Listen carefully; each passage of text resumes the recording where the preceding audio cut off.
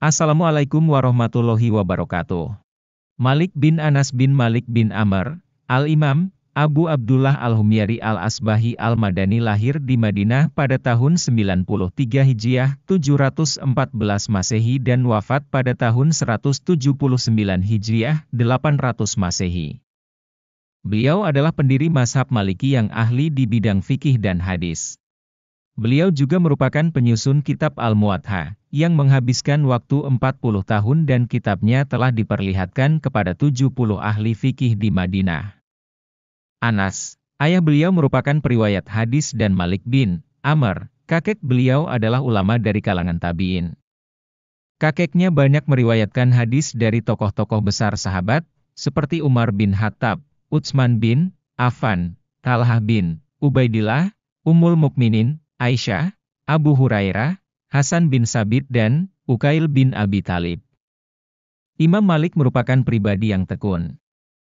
Saat masih kecil, Imam Malik sudah hafal Al-Quran lalu beliau beralih menghafal hadis. Kesuksesannya menjadi pendiri mazhab Maliki berawal dari nasihat sang ibu untuk mengenyam pendidikan di Masjid Nabawi. Di sana, ia mulai menghafal Al-Quran dan hadits. Selain menghafal, Imam Malik juga rajin belajar ilmu fikih. Beliau belajar ilmu fikih kepada Rabi'ah bin Abdurrahman. Beliau juga belajar di halakah Abdurrahman bin Hurmus selama 13 tahun.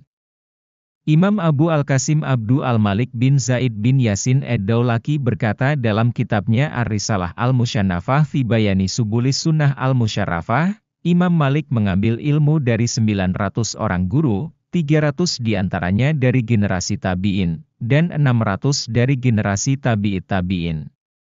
Beliau juga tidak pernah mengembara ke negeri lain untuk mencari ilmu. Beliau hanya mencukupkan belajar ilmu kepada tokoh dan ulama dari kalangan tabi'in di Madinah. Dengan ketekunan tersebut menjadikan beliau pribadi yang berpengetahuan luas. Ulama besar seperti Imam Abu Hanifah dan Imam Syafi'i pernah menimba ilmu dan belajar kepada beliau.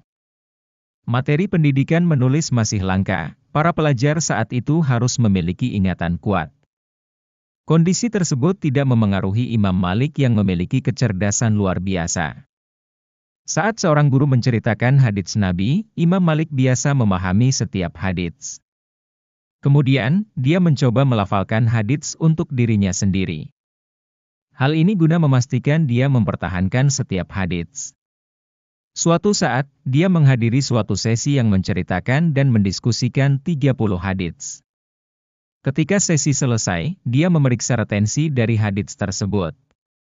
Sadar ada salah satu hadits yang lupa, Imam Malik segera mengejar gurunya untuk mempelajari hadits itu. Lalu sang guru mendengarkan dan mengajari hadits yang terlupakan. Sebagai seorang ulama terkemuka, Imam Malik tidak hanya menghadiri lingkungan studi yang diselenggarakan oleh setidaknya 90 ulama.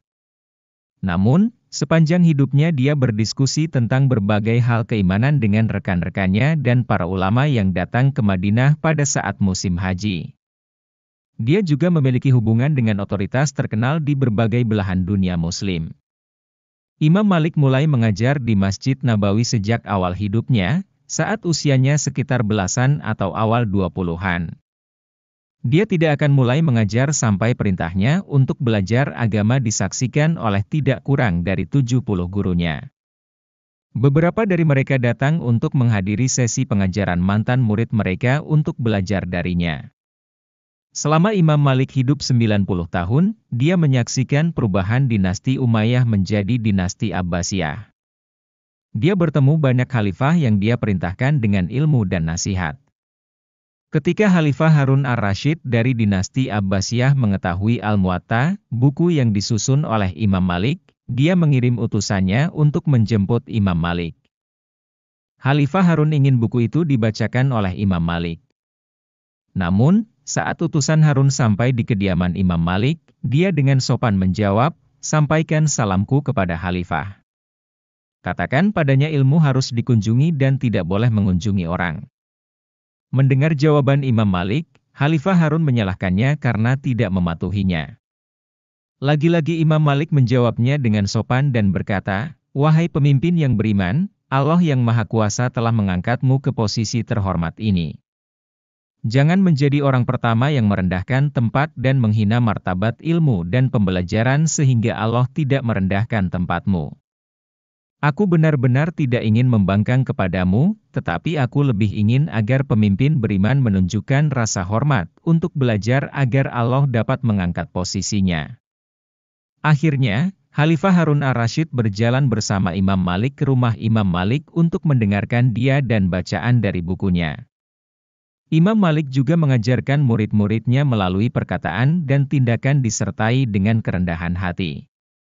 Dia menekankan kepada murid-muridnya, ungkapan terpenting yang harus dimiliki oleh seorang ulama sejati adalah berani mengatakan, "Saya tidak tahu."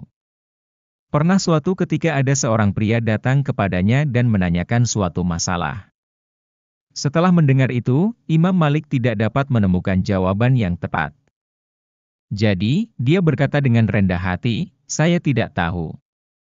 Pria tersebut sangat terkejut dan mengatakan, "Apa yang harus saya ceritakan kepada rakyat saya ketika saya pulang?"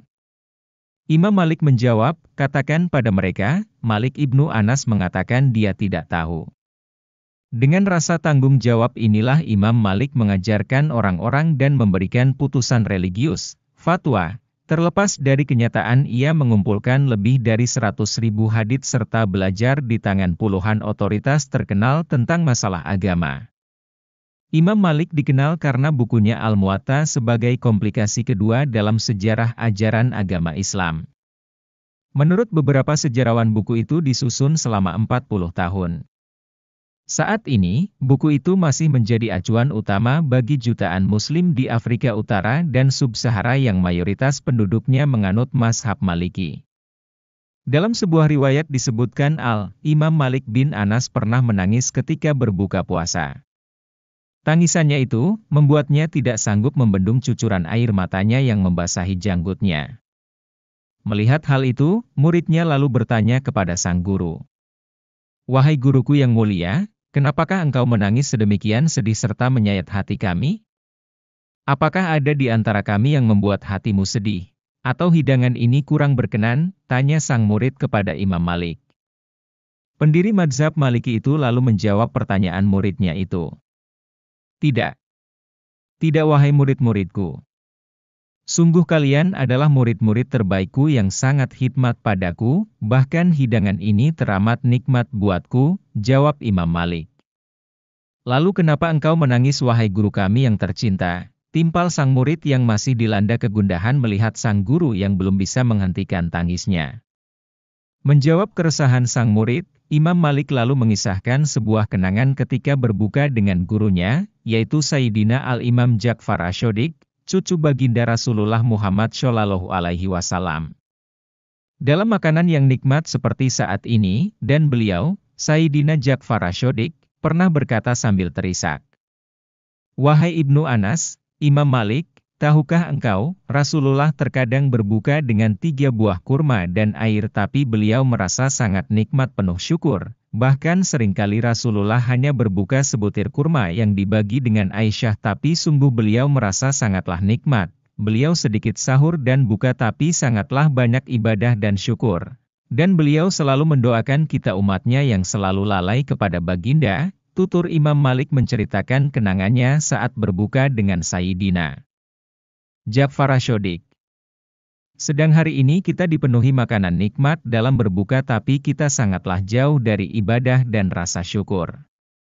Dan tahukah kalian setelah berkata itu maka guruku manusia yang mulia itu, Sayyidina Ja'far Asy-Syadiq pingsan karena tiada mampu mengenang Rasulullah Muhammad Shallallahu Alaihi Wasallam, tutur Imam Malik kepada muridnya.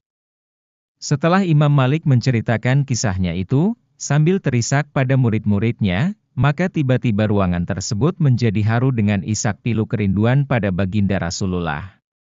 Imam Malik setelah lebih dari 60 tahun menjabat sebagai mufti di Madinah, wafat pada tanggal 10 Rabiul Awal tahun 179 Hijriah, 798 Masehi, dalam usia 87 tahun.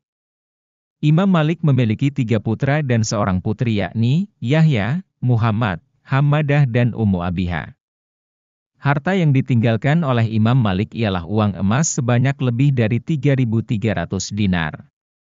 Dapat diambil kesimpulan dari kisah Imam Malik bin Anas menangis saat berbuka puasa, yakni betapa pentingnya rasa syukur atas nikmat yang telah diberikan Allah Subhanahu wa Ta'ala kepada tiap hambanya. Setelah menahan nafsu, rasa haus dan lapar seharian semuanya akan hilang hanya dengan seteguk air dan 3 biji kurma. Itulah kisah singkat Imam Malik, semoga kita bisa mengambil pelajaran dari kisah Imam Malik. Wallahu a'lam bishawab. Wassalamualaikum warahmatullahi wabarakatuh.